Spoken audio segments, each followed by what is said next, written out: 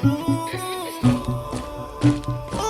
much Too media. much Have media. fun. Tune Too in to much Welcome media. to Too Much Media. As some other nations had, this concept of man being driven out of paradise. Many ancient peoples and most Eastern peoples did not feel that this was true. Man was not an involuntary exile, nor was he punished for original sin. Man went forth as an adventurer. He went forth to conquer the unknown, because such is the nature of man. Such is the nature of life. The American Indian will tell you that just as the young man, reaching maturity, feels his own individuality and wants to go forth upon the adventure of life, to create a new home, to bring a new world into being, so primordial man, primitive man, in the presence of the gods, is said to have looked forth into the great expanse and mystery of creation, and decided to go adventuring. He wanted to know what was beyond and below and around him. He wanted the victory that comes from effort, from victory over limitation. Here again we have the story of the prodigal son, because there was one son who stayed home, and the son or sons who remained at home, took care of their father's house, were good and obedient children. And yet one went forth as a prodigal, and wasted his substance in riotous living. He went down into Egypt, and he passed through great catastrophe and great sorrow. And finally he returned to his father's house, in this case as a penitent, as a repentant one. And the father was so happy at the return of his son, that he caused the fatted calf to be slain to form a banquet. And when the other son said, "Why should the one who has sinned be given all this attention, and we who have been good have had no attention?" the father, in rapturous emotion, exclaimed, "But this son was lost, and he is found again. He has been taken from us, and he has returned to us, and greater is the rejoicing because he has come back." The ancients built on that theme somewhat, with other modifications. They held that there was something more important than being happy forever. And this more important thing was to go forth and learn. And behind man's great cycle of progress and growth was not the arbitrary bolt of lightning or the flaming sword, but man's instinctive and native desire to go forth and learn. We are all learners. We are all seekers. Life is a questing after value. Life is a release into manifestation of potential strength and power. Life is man gradually gaining victory over ignorance and death and darkness. Life is a kind of game, a sublime, divine game. And in this spirit, ancient man faced it. He faced it as he faced the day, fully recognizing its hazards and its dangers, but also realizing that every hazard was a potential victory. Every danger was an opportunity to be greater than circumstance. This is a little lesson that I've come to learn. This is a little lesson that I've come to learn. You can only teach those who want to be taught. So a lot of times we accuse people of being a bad teacher, but we sometimes question whether the student is ready for the lesson. You know, I think back to times where I blamed my academic status on the people who were supposedly supposed to be teaching me. And now looking back, although some of them were just bad teachers, like there's no like really getting around it, I do think there was times where I also wasn't ready to be a student at whatever the lesson was, And that lesson becomes even more visible in your day-to-day life and your interactions with people around you, because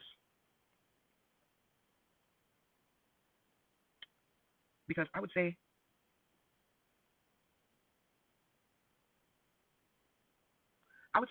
some people would accuse me of being a great teacher, and some people would accuse me of being a horrible teacher. But I would say that the ability to understand lessons I teach comes from the student's readiness to understand. Not always. I'm a lot of times able to adapt my lessons to the specific person, but I do need to get better at that, honestly. Because I think sometimes, too, I get to the point where I'm like, you're not even ready for the things I have to teach. Like, you know what I'm going to say? Just, like, go learn some more and then come back. And I also do feel like a lot of times, like, I get frustrated with that, of understanding that, you can only teach someone who wants to be taught to. Like, I understand that. Like, I think a lot, too, which is why sometimes I might seem like I'm not a good teacher, but it's because I know that the student isn't ready for my lessons anyway, so I might as well just not even put in the effort and waste the breath on trying to tell somebody or teach somebody what I know. Because a lot of the times, trying to teach a student who's not ready for the lesson becomes more harmful for them to ever receive the lesson. So sometimes as a teacher, you need to know when it's time to step back and allow the student to learn from themselves. You tell yourself that, hey, I'm not going to teach them this lesson. I'm going to allow them to learn this lesson, whatever they need to learn first. If I feel they come back to me in a moment where they're ready to receive what I'm trying to teach them, then I will finally give them my, mentorship or whatever my teachings are. Because like sometimes people can't learn until they just learn for themselves. It's like, and you're certain that, like, think about how many times you tell a baby, don't touch fire. They're always going to touch it. So it's kind of like, Hello? Okay. So, when you're trying to do something new or different, the first thing you always need to do, regardless of learning how to do whatever it is know what your mindset is about the thing you're doing and change your mindset on how you're going to, whether or not it's going to go well or not. So, if your mindset on anything is like negative or pessimistic or not forward looking, you're always going to fail at it. If you don't think ahead of everything you're going to do as a good thing for whatever it is you're trying to do it's never going to go well. Like, I'll take hair, for example. People will say, like, oh, how did you, like, grow your hair? Or how did you do this? Or how did you do that with your hair? Like, how did you get it healthy? How did you learn how to do your own hair? How did you, lay that wig so well? Like, so on and so forth. You already are looking at that person as superior to you and as though, you could never do what they do. So immediately, you're now looking at the results that you would get if you would try as bad, and therefore you never take the time to get good. So that's what that person did that you didn't, and so now you see that person doing it, and you say, "Wow, their hair is really well done. Wow, they know how to do their own hair. Wow, their hair is very healthy. They know how to keep their hair healthy." So on and so forth. So it's like think about the mind state, the person who is thinking of their hair as a good thing, as good things happening to it versus or as they like their hair and their hair is nice and they enjoy their hair versus the person who's always looking at their hair as like this thing that's always working against them and that they don't like and that they don't care about. That's the difference. That mind state that you don't think that you could get your hair to look nice is why you can't get your hair to look nice. If you just took the time to be patient with your hair and kind to your hair, after a while you'd naturally see the results get better because you're looking at it already with a positive lens. And I feel like this goes towards a lot of things because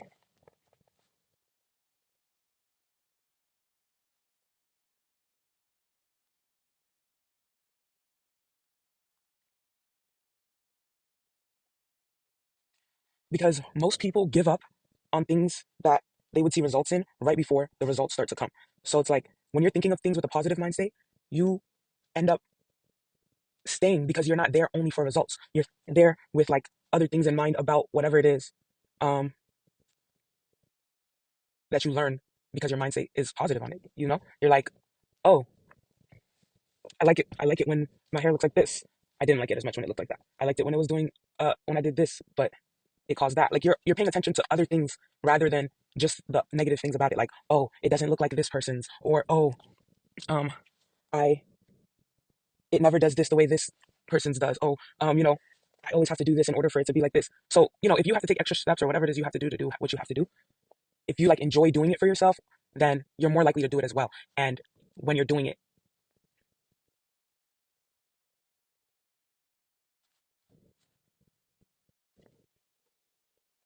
you'll know the reason you're do- you're doing it as well. I really feel like anything that you want to have more of, you just have to like look towards knowing. And I want to go back towards the point about teaching, not teaching things when the student is not ready for the lesson, because it's like most times if you're honest about your interactions with people and your life, you'll realize that like people are always teaching you something. People are always at all times, giving you different lessons. So, if you're not paying attention, they might be teaching you something in a moment where you weren't paying attention at the time. That's why a lot of times people look back at things often. That's why you like recollect. You're like, oh wait, this. So it doesn't always have to be forceful when you're trying to teach. I think that often the best way to teach is in that method of like, the student isn't even realizing that they're being taught. Like remember when in the Karate Kid, it's classic when dang, ooh, I should rewatch Karate Kid, the Will Smith one. Karate Kid. Let's see.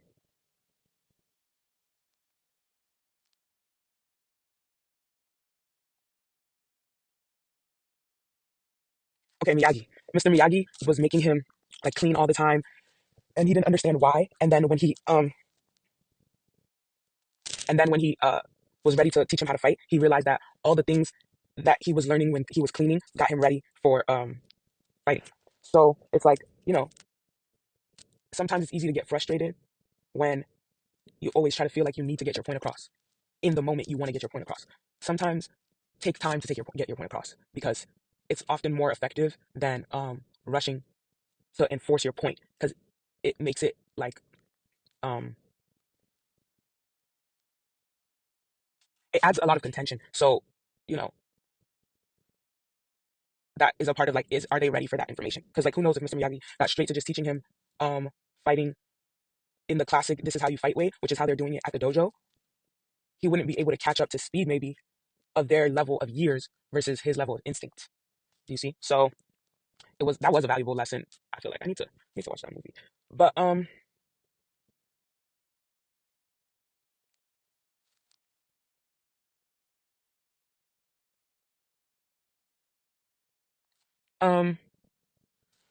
yeah, But yeah, both of those things, like it correlates to the mind state and the like student and teacher thing. It's like you also are the teacher of yourself above anybody else you could possibly be teaching anything.